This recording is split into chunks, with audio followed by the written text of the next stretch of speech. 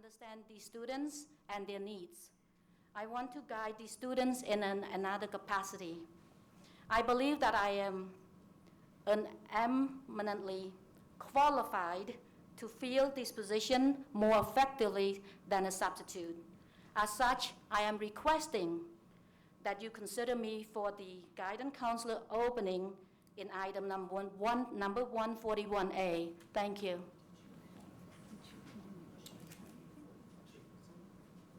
Mr. Barletta? Ms. Elise?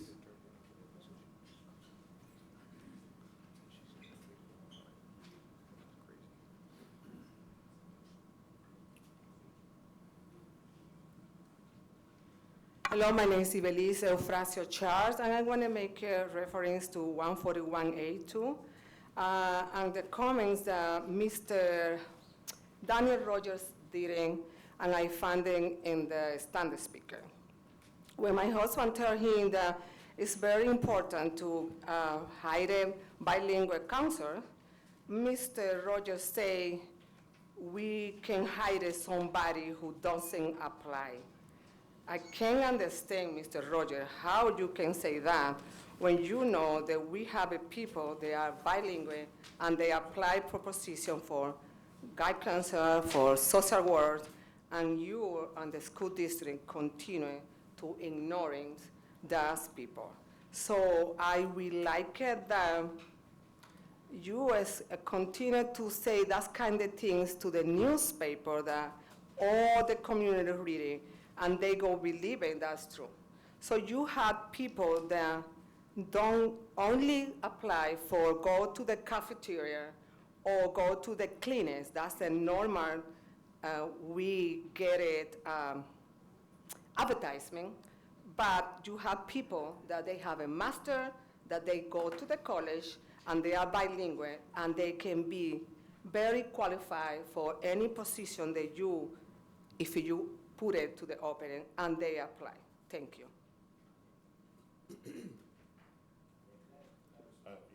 Yeah, if I may just respond, I think the comment I made last week, if I'm not mistaken, to Dr. Childs was that for that specific position of guidance counselor, we had 3 applicants, Dr. Patty, if I'm not mistaken. And at that time, none of those 3 applicants were bilingual. I did not say that we don't have bilingual folks that apply for jobs in this district, because we have many bilingual folks. As a matter of fact, you're going to see a great teacher tonight hired that's bilingual. The point I was making last week was regarding the guidance position in particular. There's 3 applicants, and none of the 3 applicants were bilingual. Thank you. I think, Mr. Rogers, the point here is that right at the present time, this school district has nobody that's bilingual above the classroom teacher. Nobody. And your point that you made last time was that you were lacking applicants for teachers and professional positions. Right. And the point that my wife was making is there are applicants for positions above and beyond classroom teacher, and we're not hiring them. I think that's the point she was making, and I think that's what I'm hearing from others here too. Excuse me, thank you, Mike. I associate in the future, you want to answer that I say something, I'm here. I am citizen, I vote, and I have a right to talk to me or with my husband. Okay? So because I think so, I have a very strong English accent. So you can understand what I say, and I will be very, very clear to understand what you say. Sounds good. Thank you. Mr. Barletta? Excuse me, can I ask, Yes, Ms. Swain, did you apply for this recent guidance counseling position? No, I did not, but I put my name on the website. If you update the website, the email will come through to me, and I will know that there's a position open. But there wasn't any update coming to my email.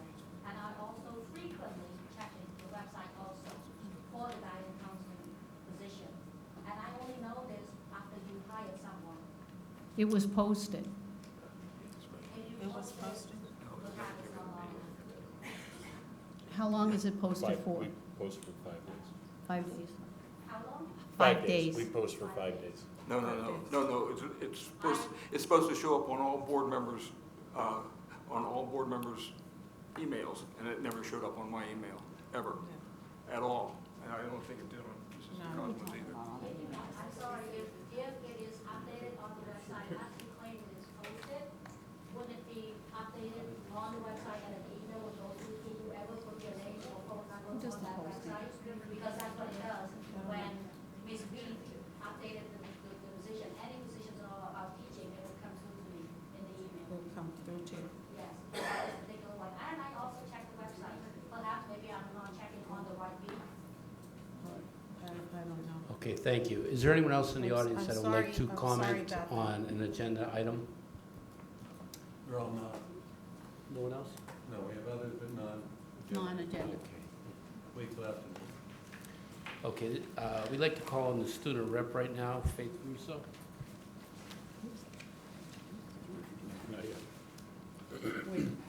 Before you start, just so everyone is aware, every year we have the opportunity to have a new student join us as our student representative to the board. What this person does and what this position does for us is gives us a bigger insight or a larger insight into what's happening across the district, mainly at the high school level with all of our high school students and in our 5 different buildings and areas that we have across the district. So we're excited to have Faith with us this year, and there you go. It's all yours. Thank you. JROTC Color Guard is now doing the presentation of the colors at the home football games. Their newly formed competition drill team started practice recently and will be competing in November and January against other JROTC high schools located in the eastern half of Pennsylvania. On September 15th, 4 students from Miss Flowers and Mrs. Murphy's Visual Arts Studios from the Arts and Humanities Academy competed in the Peace, Love, Chalk competition at the Hazelton Art Week. Artists had 5 hours to create a very large work of art in chalk pastel while others watched. Senior Ava Leitner won first place and $300. Senior Yaneri Diaz won second place and $200. Junior Sierra Bracero sold her piece to a member of the public, and sophomore Destiny Rodriguez also participated. This year at the Bloomsburg Fair Art Competition, many students from Miss Flowers and Mrs. Murphy's Visual Arts Studios had a very successful exhibit. 39 students submitted 62 works of art for display for the week for thousands to see, and 35 of the pieces received ribbons in the various media categories such as charcoal, oil painting, and more. 4 first place, 8 second places, 4 thirds, 4 fourths, and 15 honorable mentions were awarded. Seniors Gavin Hearn and Christian Craig have been named commended students in the 2025 National Merit Scholarship Program. They are part of a group of only 34,000 students nationwide to be recognized for their exceptional academic performance with the PSAT and National Merit Scholarship qualifying test. Student Council and the Spirit Club sponsored the annual homecoming parade and bonfire earlier this week. We had record attendance for both events and are looking forward to concluding homecoming with the crowning of the King and Queen at halftime of Friday's football game and the homecoming dance Saturday night. The Friends of Rachel Club was a recipient of a grant through to Write Love on Her Arms, a nonprofit organization that aims to present hope for people struggling with depression, addiction, self-injury, and thoughts of suicide.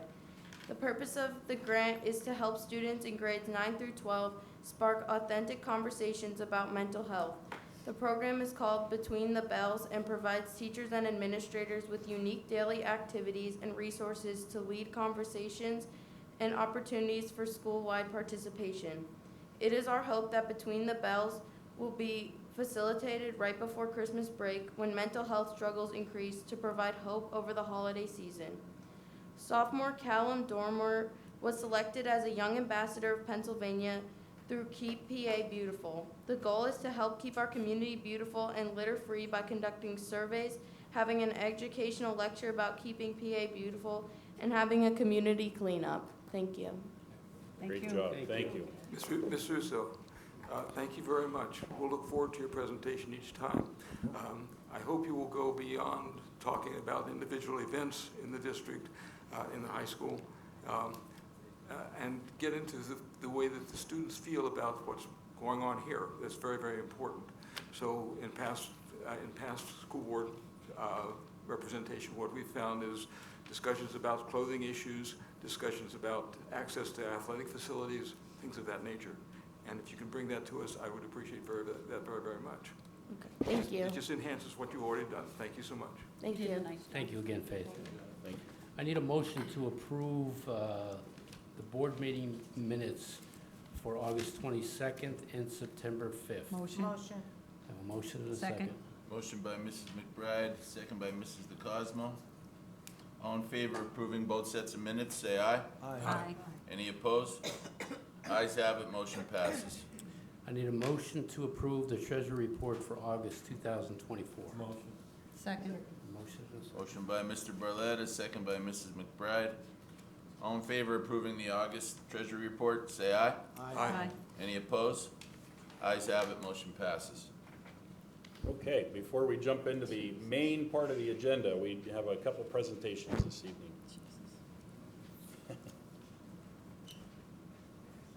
At the direction of Mr. President Bonomo, I will try to keep this short. It is my honor to be back home in the Hazleton area.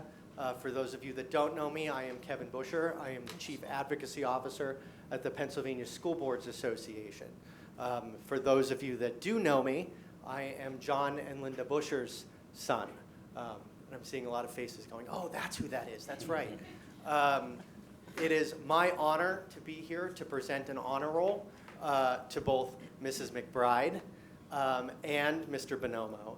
I will turn it over to Becky, but I wanted to say that it is a privilege to be back home here and see so many faces of people that I both know, respect, and just generally like. So I purposefully came home to do this for Mr. Bonomo and Mrs. McBride, and I am here to serve all of you down in Harrisburg and be your representative. I had the privilege of serving and presenting with your superintendent during the Basic Education Funding Commission when they came here to Hazleton. I unfortunately was stuck in Erie, so I couldn't be here in person, but I had the privilege of serving and giving an update and promoting public education with your superintendent during that presentation and throughout that process to make sure that our schools are fully funded, not only now, but into the future. So thank you. I'll turn it over to Becky. Thank you. Mr. Busher, thank you very much for both of you for being here, Mrs. DeSinger. I'm hoping, I know you're from Harrisburg, but I'm hoping you'll take the time to stay for our entire meeting this evening.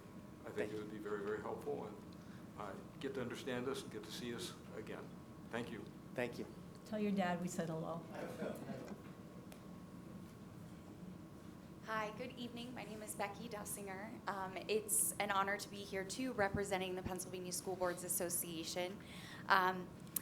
Walking in here, I jokingly said to Kevin, I was like, my gosh, it's like you're the mayor. So I feel like I'm second string here, but it is really nice to be here with you all.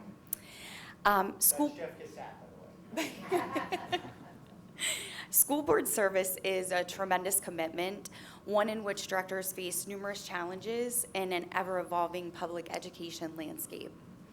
It is truly inspiring to see these individuals who have worked tirelessly to ensure the success of our students and our school communities are for the better because of their work. As such, we feel it is important to recognize the crucial role of school board directors in working on behalf of our students. Now in its 40th year, the PSBA Honor Roll Programs is the association's way of recognizing the long-term commitment of individual school board directors whose dedication, leadership, and community engagement are driving their districts forward. As part of the Honor Roll program, school board directors with 20 years of service and at each 5-year increment thereafter will receive a plaque. School board directors who are also in their first 5 years, 10 years, and 15 years will receive a certificate. And this year, with our honor roll revamp, we actually gave 2 Crystal Awards, which are 55 years of service and over.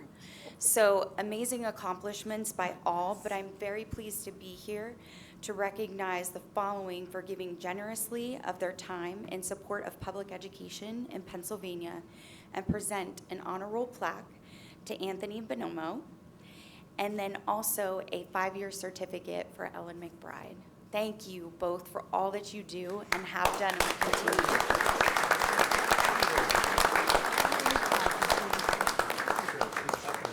Thank you very much. If we could ask a huge favor too, just a quick pause to get a picture with the both of you with your certificate and plaque, if it's not too much to ask. That's not on the agenda. Oh, He's kidding. okay. I was like, I don't know if he's serious, but. No, he's not serious.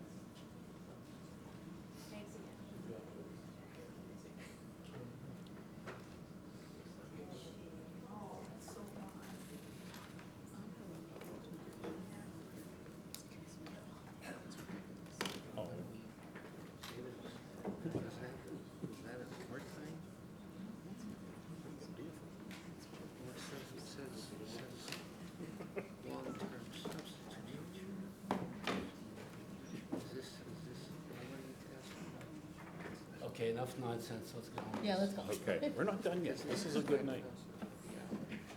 Again, before we move on to the main agenda, I don't know, food on my brain. I almost went into a food coma because we had food service upstairs a little bit earlier, so it was great, thank you. I'd like to introduce Dr. Zukoski. She has a couple awards as well.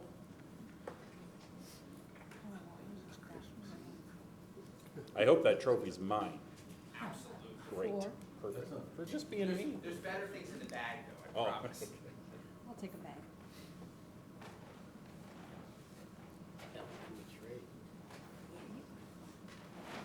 You put it in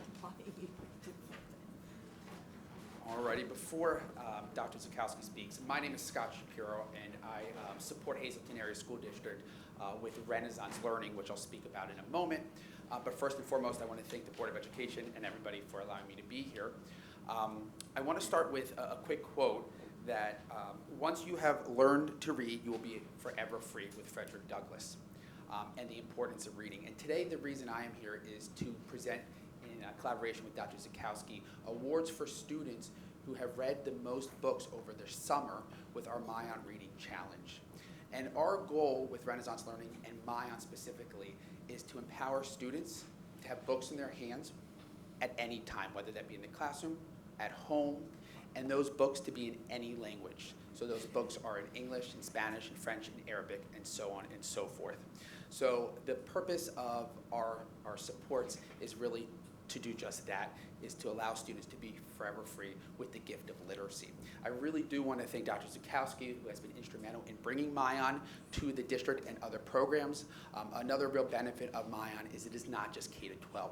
Every student within the district, birth to 5, now has the benefit of over 17,000 digital books on an iPad or on a device.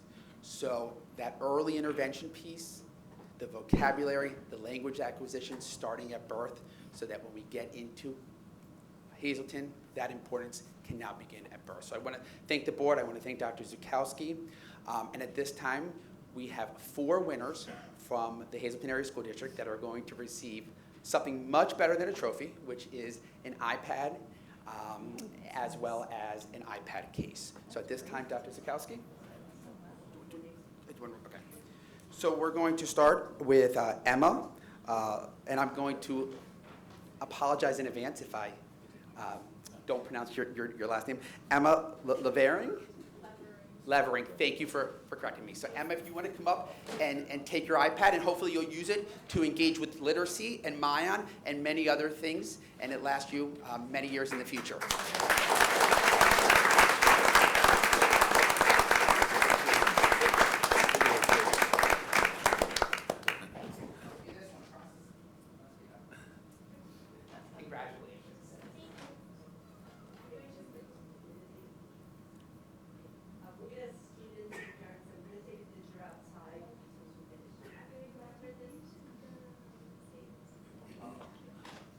Paige Yanuzzi. Congratulations, Paige.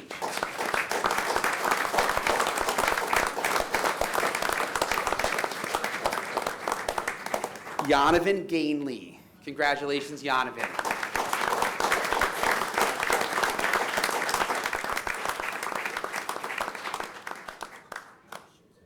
And certainly not least, Grimzolvi Espino. Grimzolvi. We will make sure that that scholar, that student receives that. And before we leave, we want to get a picture, and we'll turn it over to Dr. Zakowski. Okay, so just to tell you about a little future reading challenge that we have planned, and it's going to be rolled out next month. Schools will compete against each other to see who can read the most books. And the monthly winners earning not only bragging rights, but also will be able to display this traveling trophy in their schools. The trophy will serve as a visible symbol of achievement, motivating students across the district to keep reading and to strive for victory. The hope is to encourage even more students to read. Thank you. Thank you.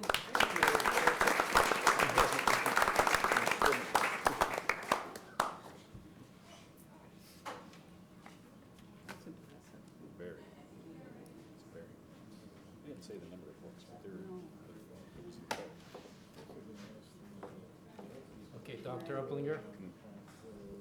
Okay. Here, he's up there.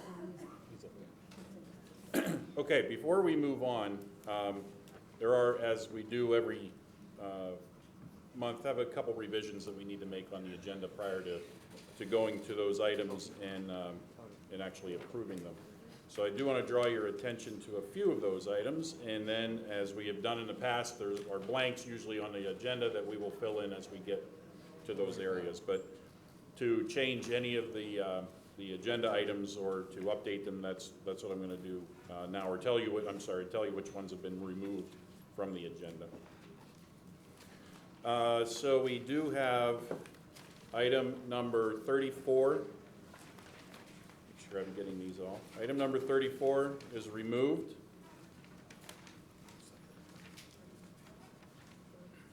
A revision on item number 33, just because I'll probably forget by the time I get there.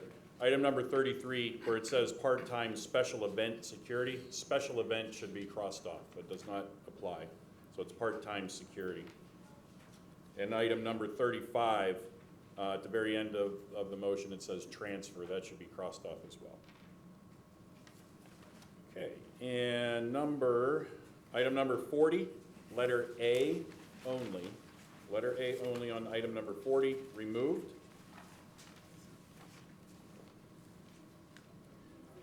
Item number 137, letters K and L only will be removed. K and L. 137.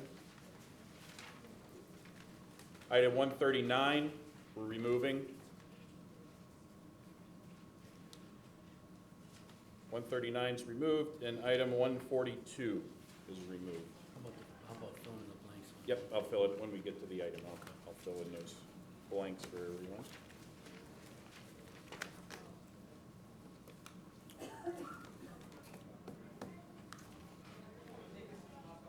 How about you close the door? Yeah, I'm waiting. I'll wait till it closes. And before we do move on to the agenda items, I did want to wait until the students weren't in here to address the little conversation we had prior about individuals that could be certified and could be hired that are bilingual and not necessarily hired by the district. We have to make sure with 100% accuracy that those individuals are approved by PDE to be able to teach in a public school. So there are processes that individuals have to go through to become certified teachers, certified guidance counselors, certified whatever, to do what they need to do in a school prior to them being able to take over a classroom. Obviously, there are times when situations allow us to emergency certify individuals. If we can't fill a position, we're able to emergency certify according to law. And some of those provisions were provided to us through COVID because people are just not coming out anymore to go into education. So it's really important for us to remember that those individuals that come to apply for positions have to be certified or have a bachelor's degree and can be then certified through an emergency certification process to be able to work in a school district. So just wanted to make sure everybody was aware of that. On page 1, under curriculum and instruction, approve items 1 through 11 with one motion. Motion. Second. I have a motion by Mrs. DeCosmo and a second by Mr. Chapman. Question on number 7. I presume that is for the 24-25 school year specifically? I'm sorry, Dr. Hutz, which? Number 7. 7. Beginning September 30th. Yes. Yes. And can we keep statistics on that? In other words, what Sure. kind of service are we actually providing? Sure, absolutely. Any other questions on items 1 through 11? All in favor of approving items 1 through 11 with one vote, say aye. Aye. Any opposed? Ayes have it, motion passes. On page 3, under special education, English language, approve items 12 to 31 with one So motion. Motion. Motion by Mr. Barletta, second by Mrs. McBride. Question? Two questions. Number 1, on number 12, again, I would request that Mr. Mahalik explore whatever options are out there. There are multiple ways of relaxing, and we need to explore what's going to be the best for the students. On number 31, again, the same question I asked about number 7. If we can keep track of the numbers that we're actually servicing, I would appreciate that. Okay. Any other questions on items 12 through 31? All in favor of approving items 12 through 31 with one vote, say aye. Aye. Any opposed? Ayes have it, motion passes. Under security, on page 5, approve items 32 to 38 with one motion. Motion. Motion by Mrs. McBride, second by Mr. Zeller.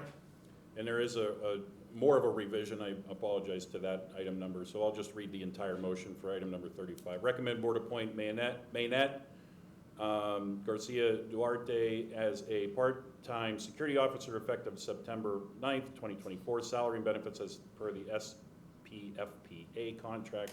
Maynette will be working additional hours with the security department in addition to her position as a paraprofessional. We wanted to add that last line there so it was clear. And we removed 34, yes. Any questions on items 32 through 38? I have a question on 32. What is the time frame getting these portable open gate? Mr. Uas, do you have a kind of an idea of a time frame? As soon as we purchase order, maybe we'll have them in 2 to 3 months. That's what was the time frame for the last recharge. Haven't we put it in yet? We need to approve. We haven't. No, we haven't for this meeting. For this? Yes. Okay. We need your approval to do that. Thank you. Thank you, Mrs. Zeller. Any other questions on items 32 to 38? All in favor of approving items 32 through 38 with one vote, say aye. Aye. Any opposed? Ayes have it, motion passes. Still on page 5, nutrition and transportation, approve items 39 to 43 with one motion. Motion.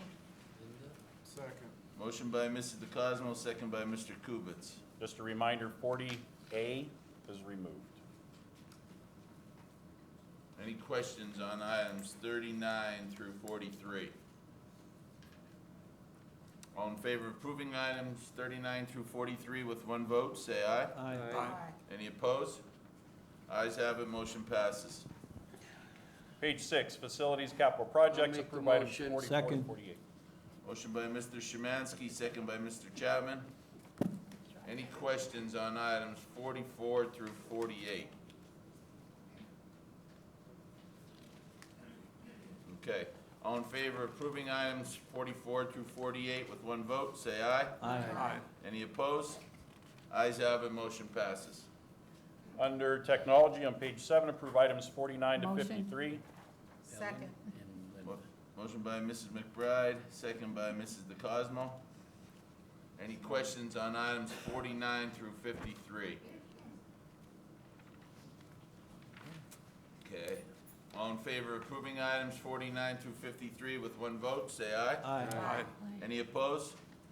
Ayes have it, motion passes.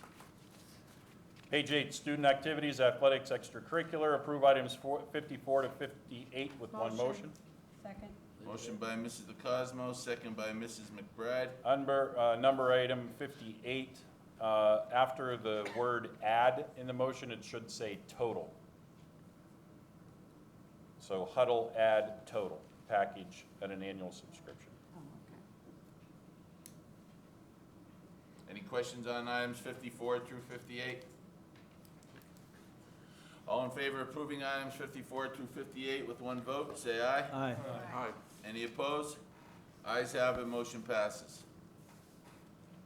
Under finance, approve items 59 Motion. to 73. Second. Motion by Mr. Chapman, second by Mr. Kubitz. Any questions, items 59 through 73?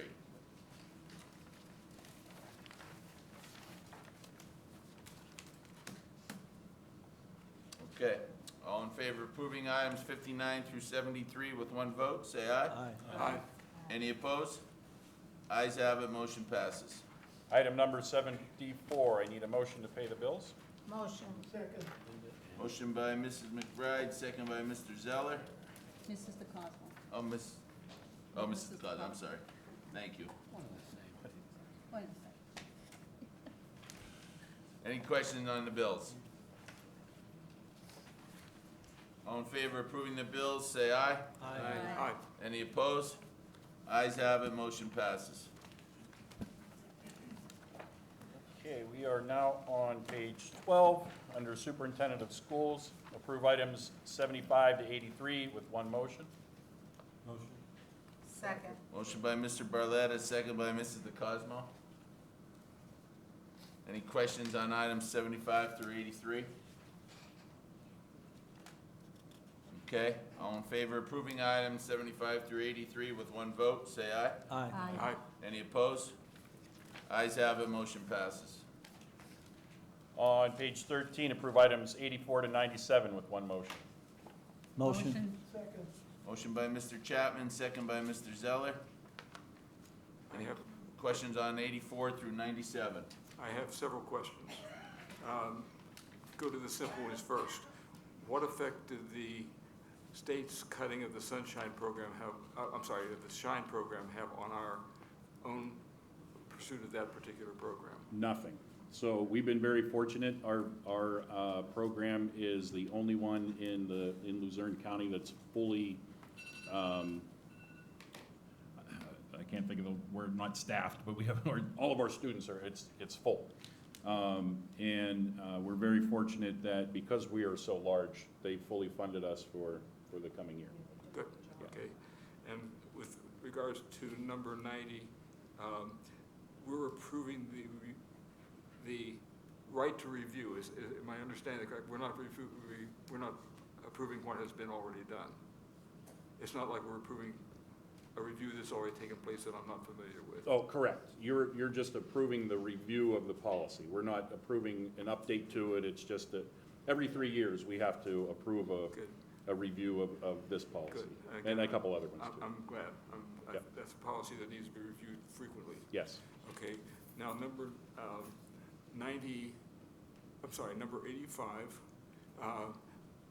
is that for, get my numbers right here, $10,000 a month for 12 months of the year?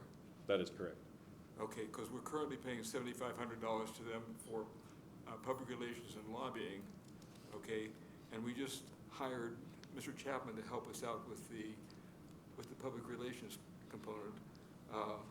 Isn't this superfluous? Mr. Lassant's doing, what, $12,000 a year? And they want $120,000. And I have no idea what they're doing for lobbying. I don't know where we rank in the pecking order when it comes to Harrisburg.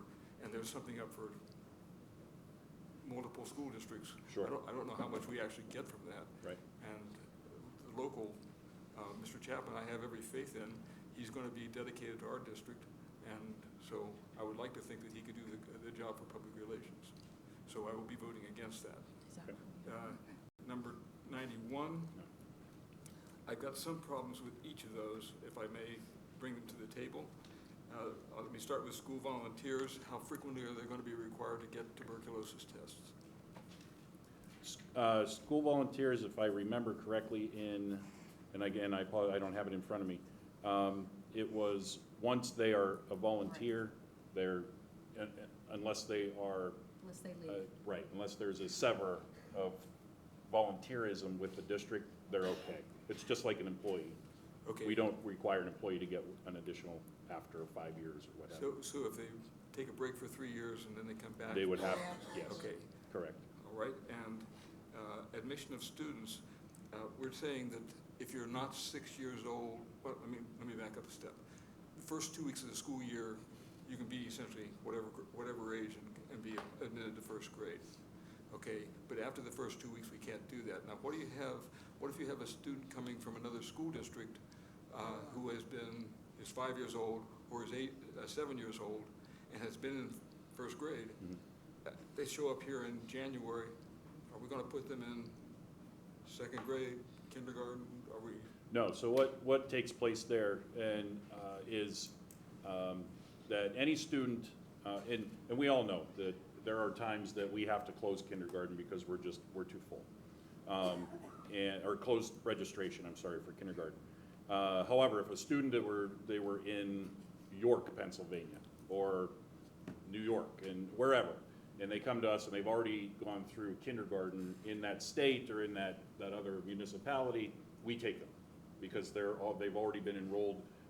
It's a requirement by compensatory ed that we bring that student into us. But if they're a kindergarten child that they've not started kindergarten yet, they've not been enrolled in any other school district, then we can stop that enrollment. But at 6 years of age, they have to come into first grade.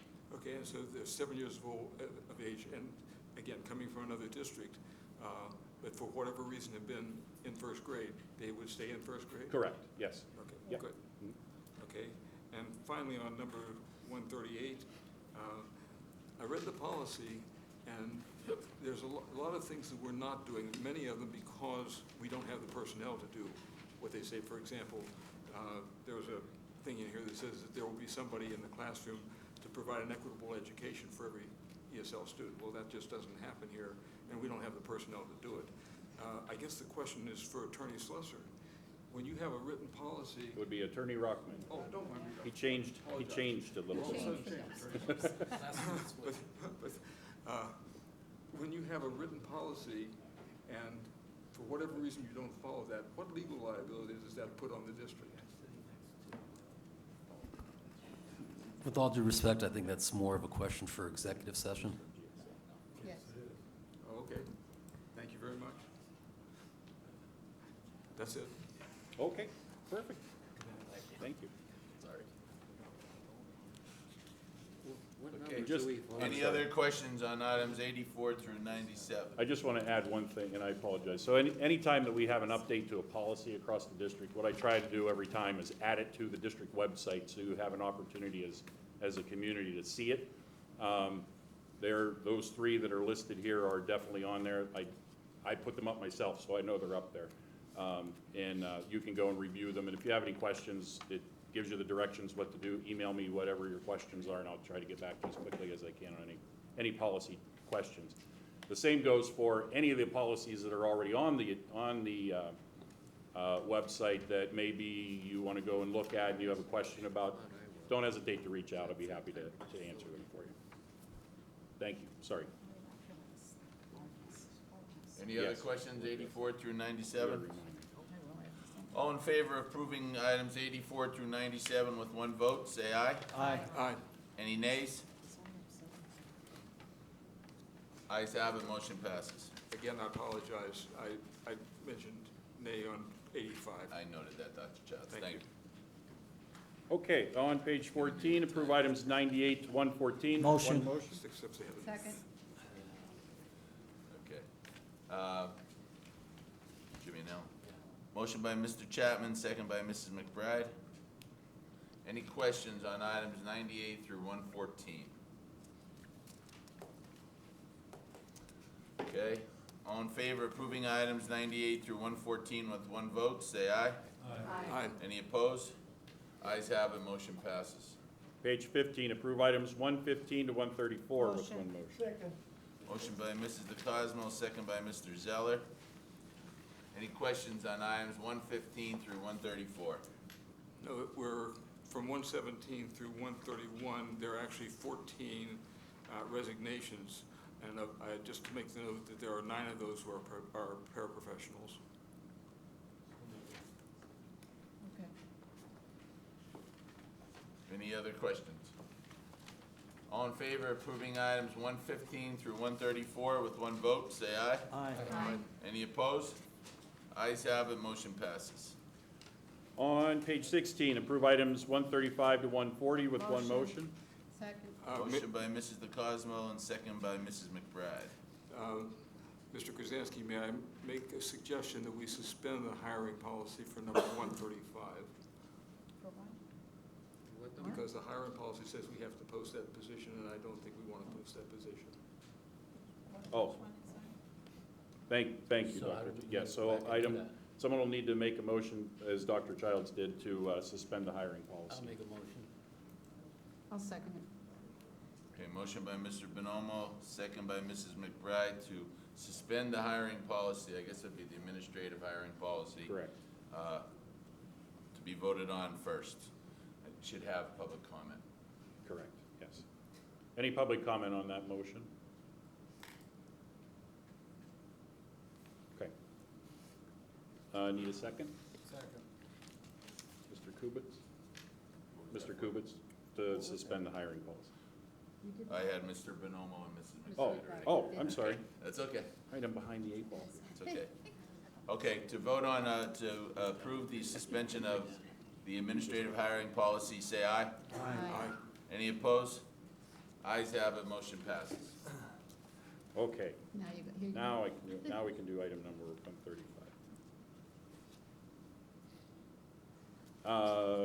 Do we want to lump them in as we have before? We're just suspending the policy for 135. We did. So we need a first and second for items I'll make a 135 to motion. I'll 140. make a motion. Oh, we already have that. We have Nope. Mrs. DeCosmo and Mrs. McBride. Okay, and For all of them. who is number J? Yeah, we just need to fill in the Yep, blanks. letter J. Letter J. Letter J will be on 137, I'm sorry. Letter J, Samantha McGee at Valley Elementary Middle. Samantha McGee. And then items on 137, K and L are removed. And item 139. 139, yes, Is thank you. removed also. Correct. Okay, so we're going to vote on items 135 through 140 if there's no other questions. Obviously noting the removing of 137 K and L and item 139. All in favor of approving all of them with one vote, say aye. Aye. Any opposed? I am voting for numbers A through I, which were on the agenda when it was passed out yesterday. I cannot vote for J because that was not on the agenda yesterday, and my previous position stands. I will not vote on a position that was a blank yesterday. Okay. Noted, Dr. Childs. Should we put the policy back into Yes. play? We have a motion to replace the hiring policy. Second. Mr. Kubitz and Mrs. McBride. Thank you. Mr. Kubitz and Mrs. McBride to unfreeze the suspension of the hiring policy. All in favor of approving the unfreezing of the hiring policy, say aye. Aye. Any opposed? Ayes have it, motion passes. Okay, and now on page 17, approve items 141 to 143 with one motion. Motion. Second. I just have a question on that. Dr. Patty, on number 141A, that long-term sub, is this person that we're going to put in, is she in full-time or is she taking the place of somebody? She's in a long-term sub because the person that she's replacing is on a leave. Okay, okay, and then were there interviews for that? Yes. Yes, okay. We posted the interview. All right. As far as for you, I would check and make sure that when there's another counseling position coming up, if she could speak to you to make sure that you're getting the information, okay? All right, thank you. Thank you.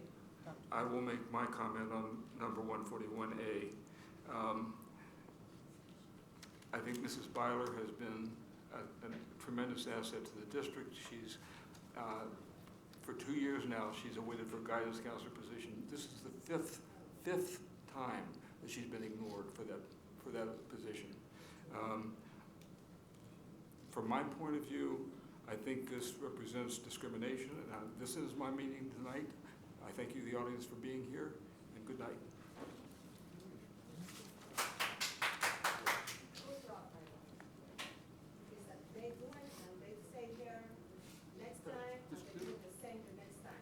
Discrimination is a federal law, by the way.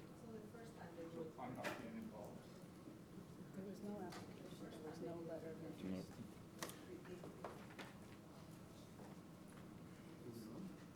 Okay, let's go. So we have a first and second, Mr. Cuisine? No, I got Mr. Chapman made the first. I couldn't hear who that made.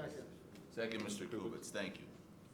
No, I will add the names to 141A, Elizabeth Marushin, and she'll be a long-term sub for the position, Elizabeth Marushin, and then letter F will be Tammy Schnabel, and I hope I pronounced that correct.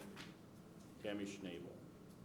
Item 142 is removed, and those are the only other corrections I have. Okay, any other questions on items 141 or 143? All in favor of approving items 141 and 143, say aye. Aye. Any opposed? Ayes have it, motion passes. I'm sorry. Before we go to public comment, I do want to draw your attention to some artwork that was entered in here or added to the boardroom by some of our students that are at Arts and Humanities. They've done a lovely job in this. I've always been of the opinion we need to spread out the wealth of our kiddos across all of our schools, and this is one way of us to start doing that. There are a number of items up in my office area that students have done, but we're going to try to get as much of it out here in the public eye as we can. So just wanted to share those with you. Please take some time to look at those. Public comment not on the agenda. I took your thunder. Paul Fields?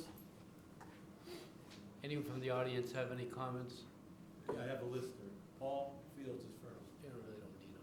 Not here? Bob Curry, next. Just following the numbers.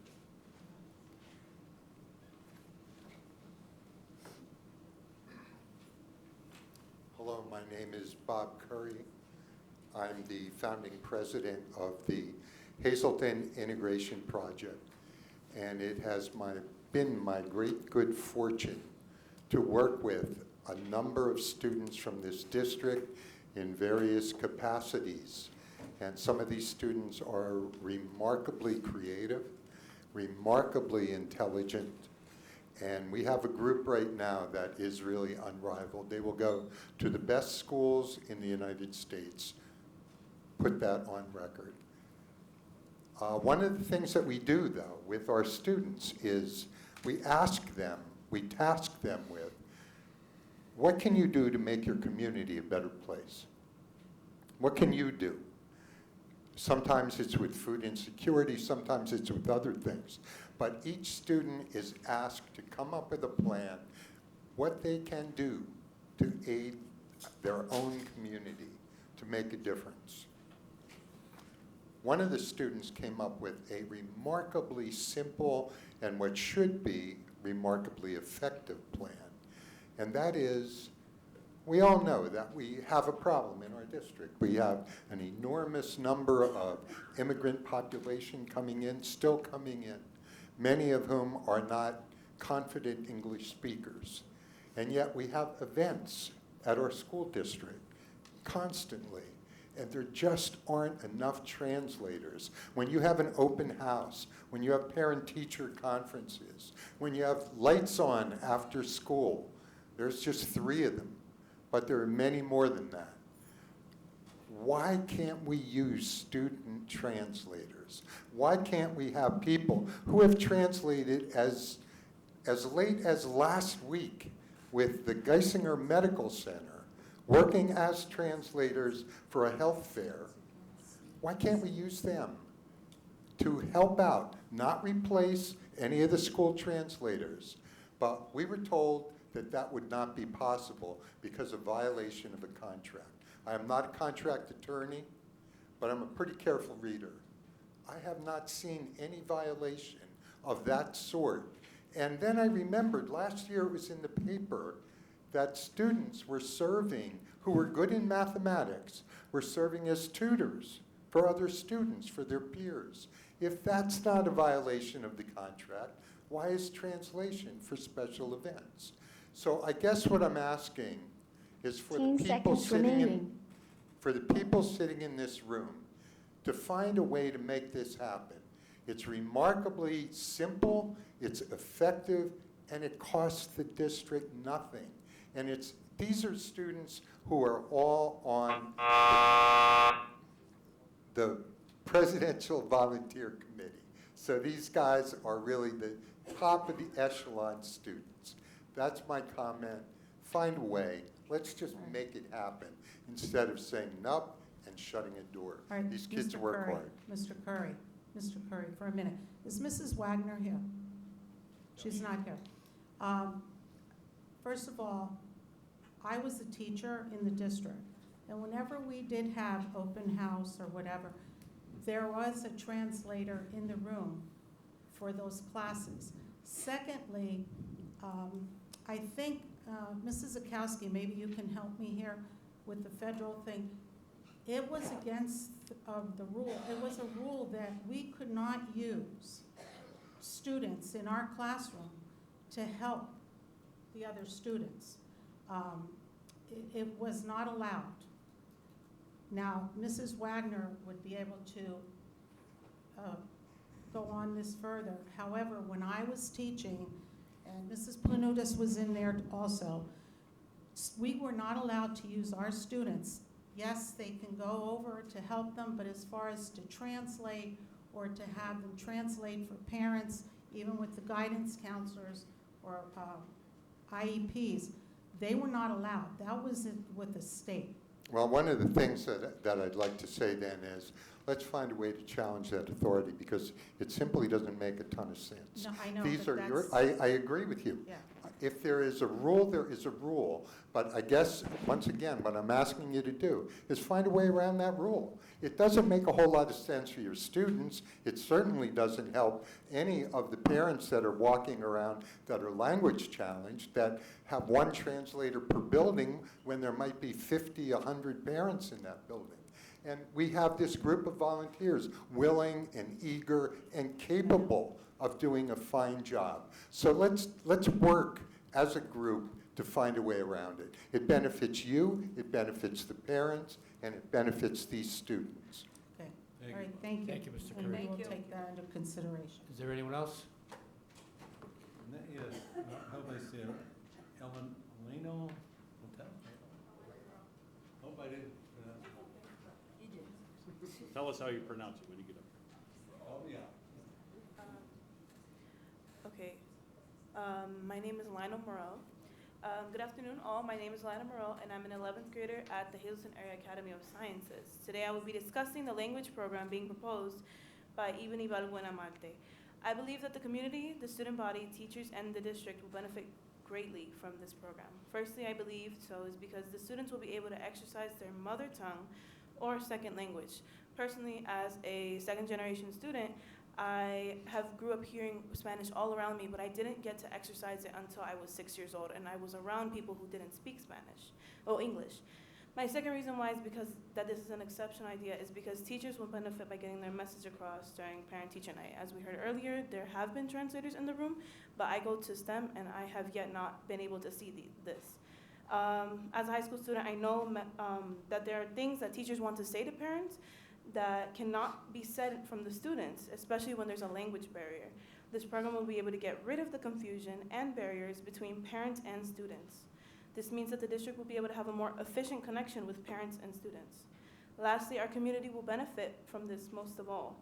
As you may know, there's a large percentage of Hispanic students, and they will be benefited by the student body because this can be used in events involving healthcare, like the event that we did at the HIP Center with Guy Singer, giving them more opportunities to be informed in our community. Quickly with some statistics I saw on the website, in the 2018-2019 school year, there were 54% Latinos in our school district, and today that has increased by 10%. This should be enough evidence to prove that our program is necessary in our community. I would like to thank the board for allowing me to speak here, and my friend Ebony for allowing me to speak with her. Thank you and have a good night. Thank you. Thank you. Thank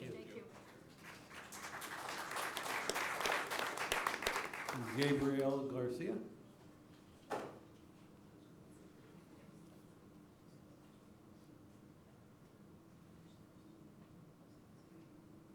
Good evening, fellow members of the school board. My name is Gabriel Garcia Adon, and I am a senior at the Hazleton Area Academy of Sciences. Today, I'm just here to inform you a little bit more about how this translating volunteer program will work and some ideas we created to work around the contract. So to begin, any available volunteers on certain school events will be added to a Teams page where then we will provide an NDA agreement where they will be simply signing that they will not be disclosing any information that they translated at these certain school events. Additionally, these students will also be getting volunteer hours and also be volunteering for local organizations like Geisinger and Lehigh Valley. Additionally, we hope that this will not just be in one school, but just overall in all schools like the high school, the STEM, and the Cyber Academy, Arts and Humanities, Career Center, and all the other high schools in the area.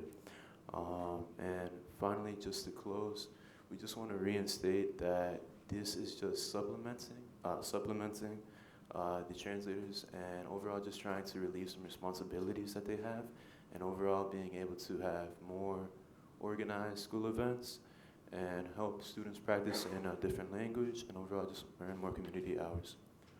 Thank you for your time, and have a good night. Thank you. Abadi?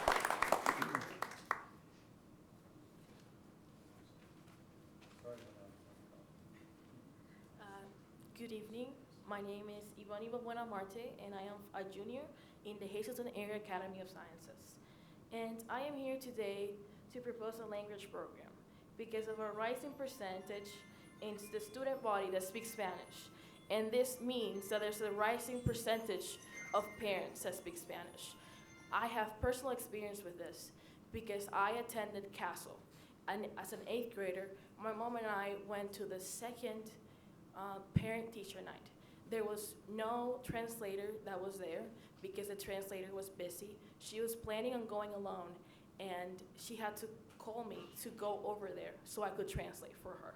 I know there are translators in each building that are ready to take this on, but there could be something to add onto that, and we have the resources. We have our students who most of the percentage, they speak Spanish, and most of them they can speak both languages, English and Spanish, and they can efficiently do it. And more of that is that not only they can exercise this in school, but they can exercise this outside. In the STEM school, we encourage them to go and work for programs like Guy Singers. They could not only do that internship, but if they're interested in something like that, they could make connections and get into the translation program and go and translate for both Geisinger and Lehigh Valley, which I have done Geisinger and will continue to go on and translate for Lehigh Valley. And I believe that the students are great assets for us to use since they're readily available, and we have, well, a lot, since they're the student body, and like 70% of them are Hispanic or Latino that know both languages efficiently. And I thank you for your time, and I really want to know an answer for this. Thank you. Thank you.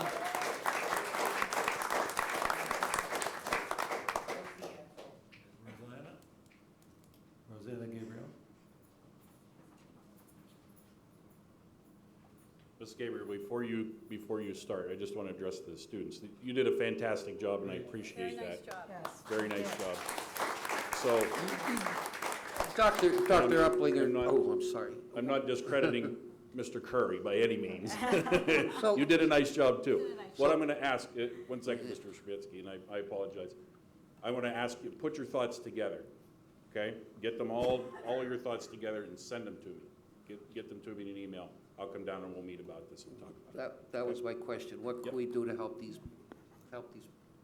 Because I think I know where your building is. Yeah. I mean, there must be something we could do. Yeah, Got we'll it. figure it out. Yep, we'll figure it out. But put them, put everything together for me and let's sit down and talk about it. We'll figure something out. Okay. Thank you. Thank you. I'm sorry, go right ahead. Good evening, Rosanna Gabriel from Hazelton. Continue with ESL, but now the other side of the equation. Because we had a big group of students that are finishing high school without English. And I want to see what can we do for them. I know that because as a community center, we are receiving a lot of students that need to do projects in order to cover that they fail the Keystone exams. That's good for us. This year, we have already 65 of them that did projects at the HIP Center. It's good for us, we have help, but it's not good for the student or for the future of the community because they going out, finishing high school, and they don't have the opportunity to have a good job without English. I know that we have the newcomer center. The center is doing its jobs, but it's not covering high school. I know that to manage complete a language, you need more than 5 years. And I don't pretend that. I want that we work in order to find something for them, more programs, more ESLs. If they need to go to college, they need to use more time because they don't know English. Believe me, more than 80% of those 65 students that this year did job at the community center doesn't speak, doesn't read nada, anything. And we need to push that. We don't want to bring students or bring people outside that need to study. They depressed, they don't go to college. That affect the community. So please go to extend the program for ESL. Let's see what can we do. We start ESL free. We volunteer Saturday, but we are not enough to cover all of them. Thank you. Thank you. Okay, thank you. Betsy. What's the playground?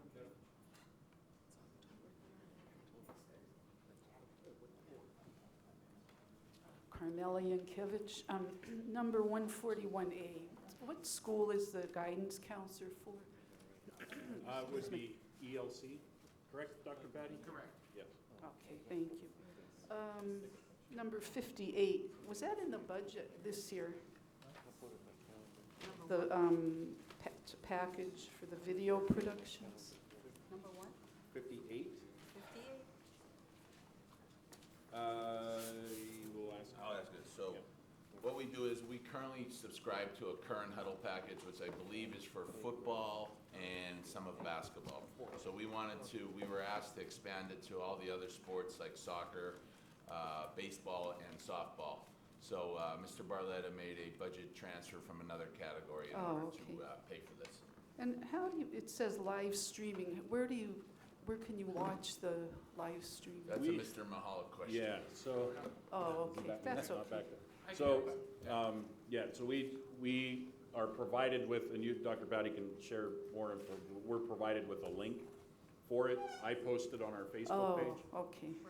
And then it goes back to YouTube and. Yeah, and then sometimes, because of the subscription we pay, we don't want anybody to pay for it. We pay for a subscription that Huddle's free, so any parent or anybody can sign up to Huddle and they can automatically go on and see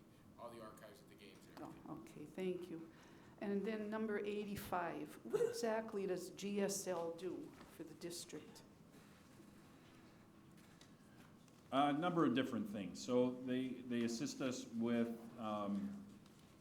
different lobbying efforts across the district, grants. I'm going to look up at Mr. Hallisey to throw me some curveballs. So a lot. They're going to help with the public relations footprint of the district as well, which again, we're very large and we want to get as much positive information out there as possible. And no offense to Mr. Jackson just walking back in the room, standard speaker just isn't enough. And there are so many other things that we can put out there that can't be covered in the paper that are immediate that GSL will help us. I don't understand what could possibly cost $10,000 a month. Like, how much grant money did we get in the past? Well, this is the first year we've had them, so we're... Well, it was 75, it went up to This is- 10,000 from 7,500. Correct. There's another module that came with this new contract. So that's the PR piece. That's all of that. 15 seconds remaining. I don't know, I guess I just don't know what did they do in the past. You said they could get grants, they could help with public relations. Where do you see that? I don't know. Where was it? We can provide that All right. information. It just seems I like don't a have lot it of readily. money. I don't have it with me right now. All right, you could let me know. Thank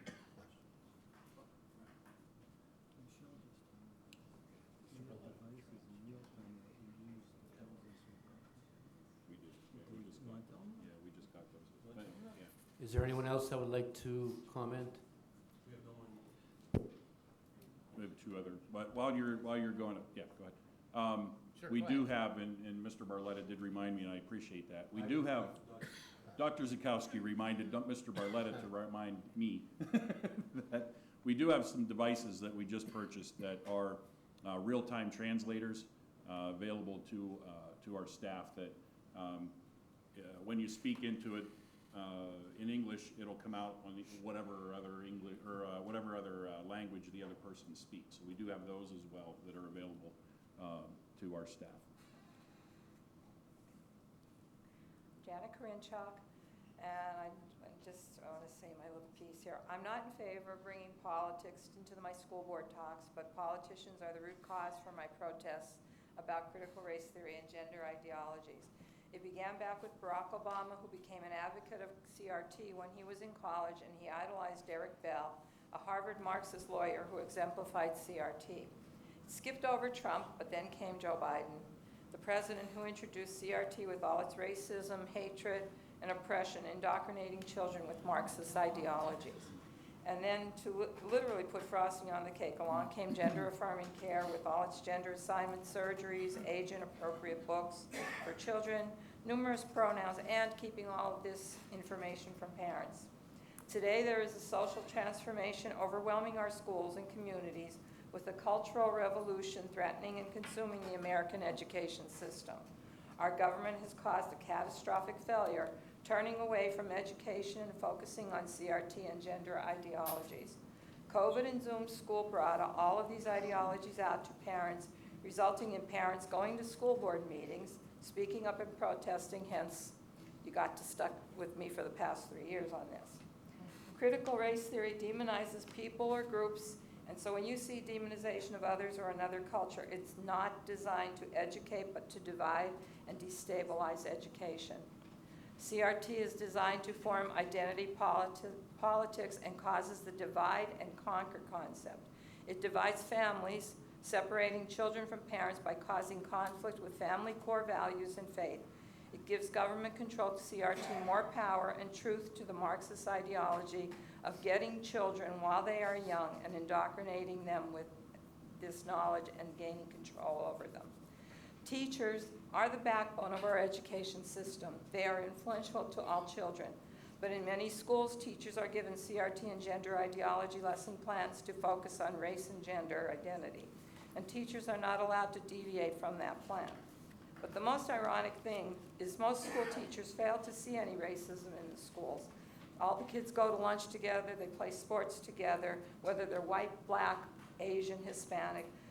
that just all get together, and the concept the government wants to indoctrinate into our children will create animosity and division with these kids. And even though I don't want to be political here, I know President Trump is totally against critical race theory, and he vows to remove it from his education system if he's elected.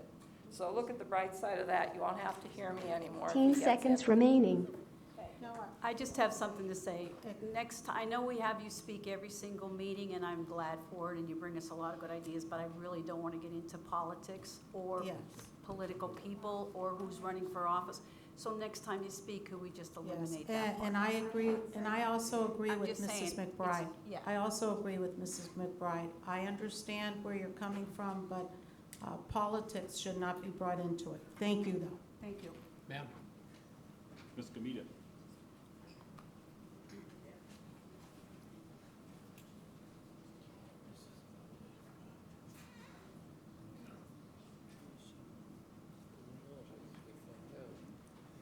Good evening.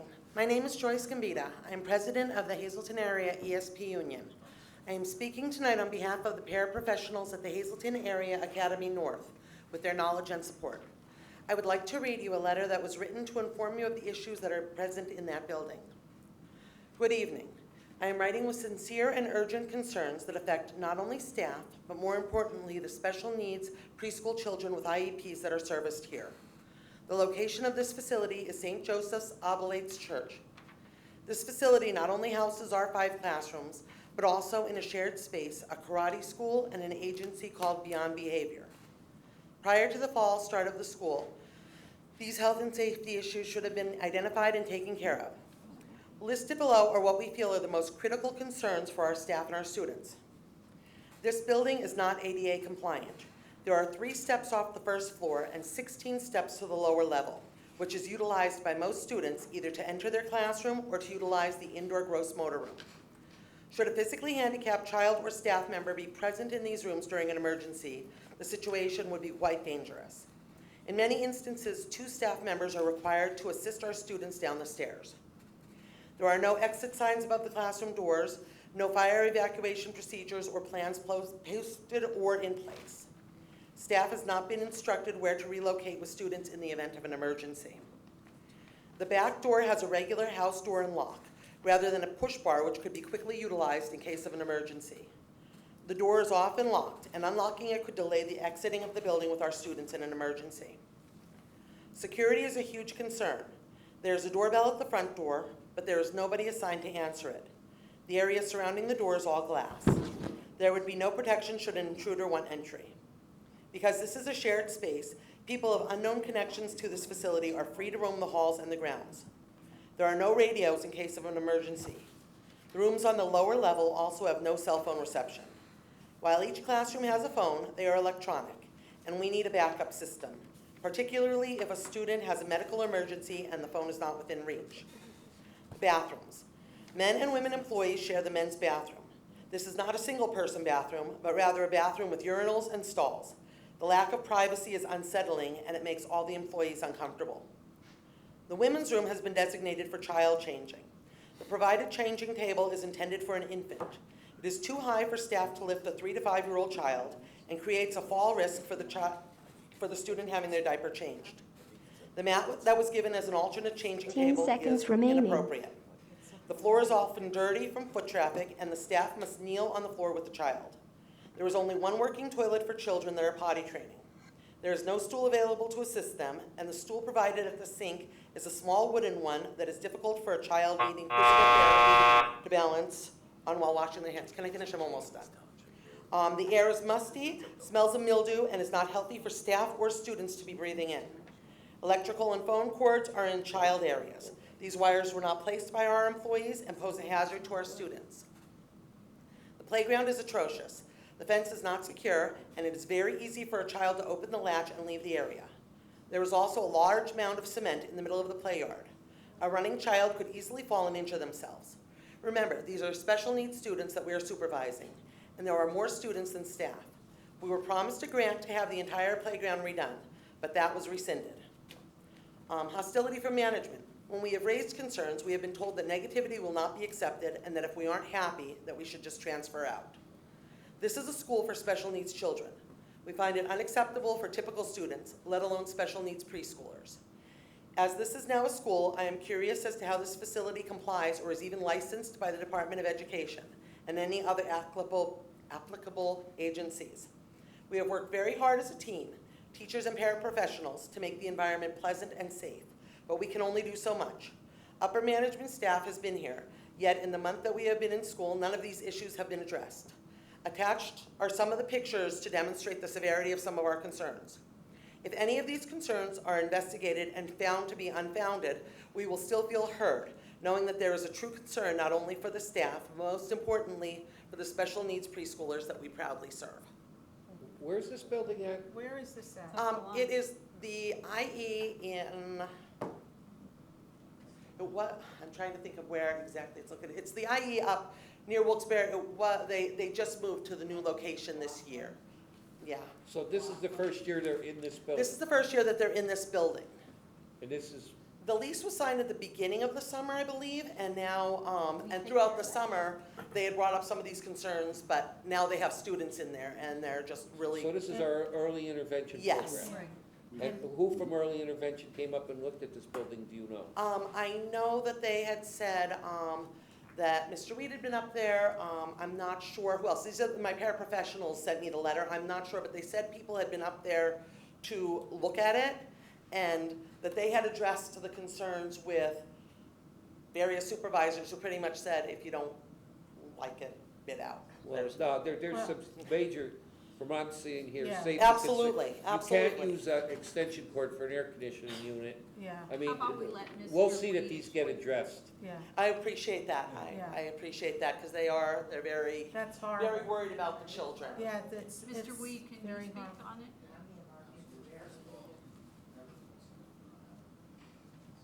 Yeah, Can't if you hear want ya. to come up here, bud, please. Yeah, Mr. Weed.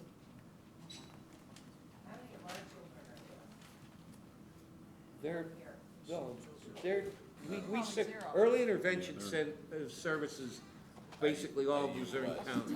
Yeah, it's EI. countywide. Service multiple Yeah. counties through early intervention, where we hold the MAWA and service those pre-K students. So we have buildings up from, we used to have them all the way out to Mahoopany.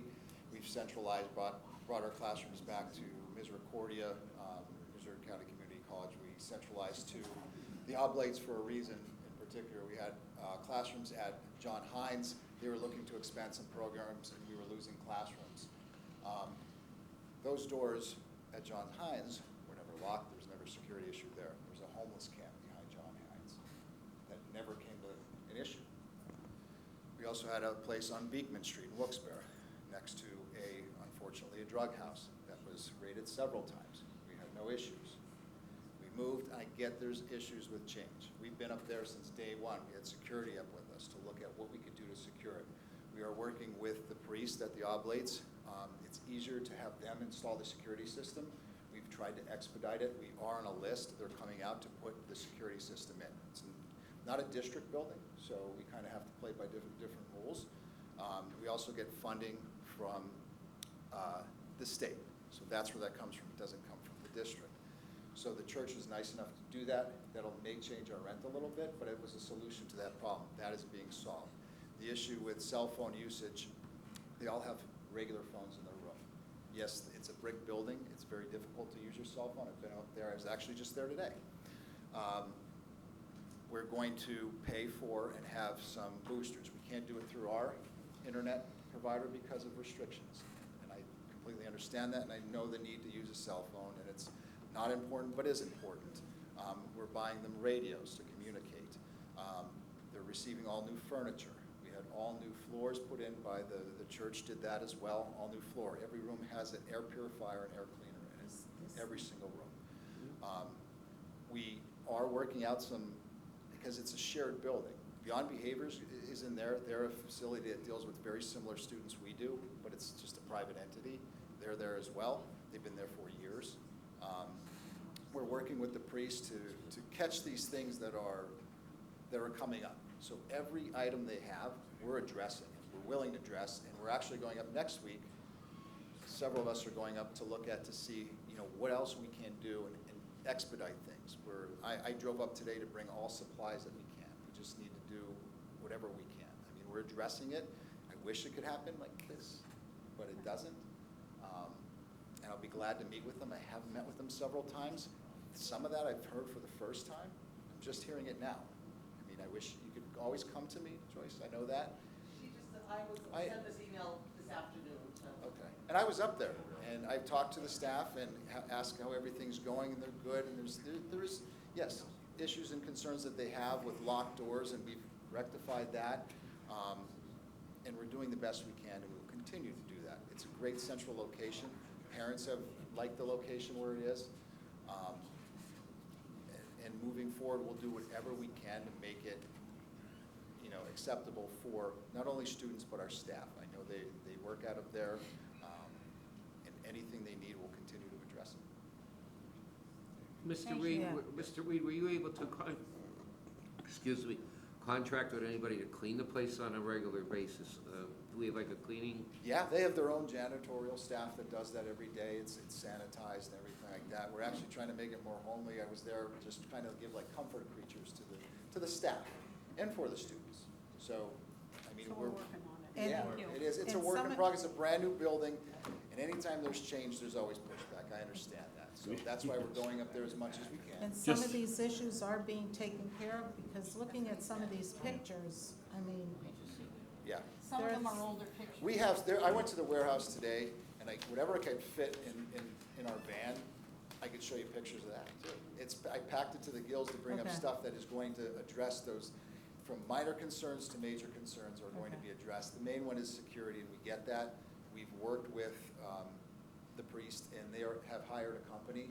We're just waiting for them to install it. And it's like every business Okay. else. Just Thank you. real quick to go back to what Mr. Weed had said earlier about new building, new space, and I'm not minimizing any of this by any means whatsoever. There are a number of our paras, as you know, and teachers that are in a brand-new building on, used to be YLN GANs.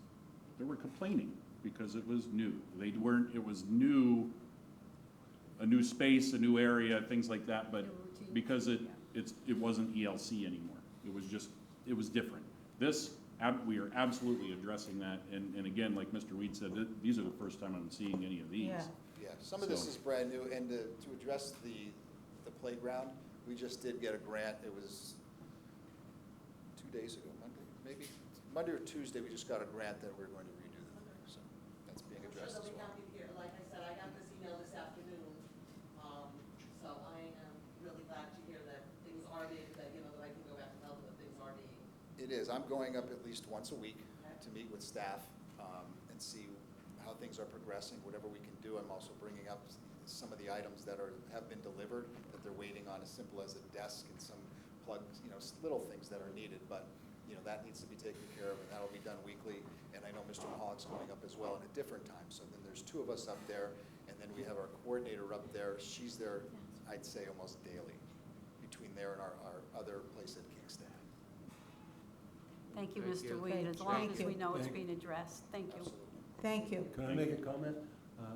We only have meetings once a month, so if you have an email like that, could you address administration first? Sure. Like I said, I got the email this afternoon that they were having issues, and they asked that she was going to come to the meeting, and she couldn't come, and so she asked if I could read the letter out loud. Yeah. Normally, if I have more, I am usually very good about trying to contact somebody and talk to them beforehand, but like I said, this was literally at 3 o'clock that she asked me that, so that was, but normally I do try and talk with administration first on issues. Thank you. Okay. Thank you. Thanks, Mr. Weed. Thanks, Jeff. Motion to adjourn. Do I have a motion to adjourn? Motion. Second. Thank you all.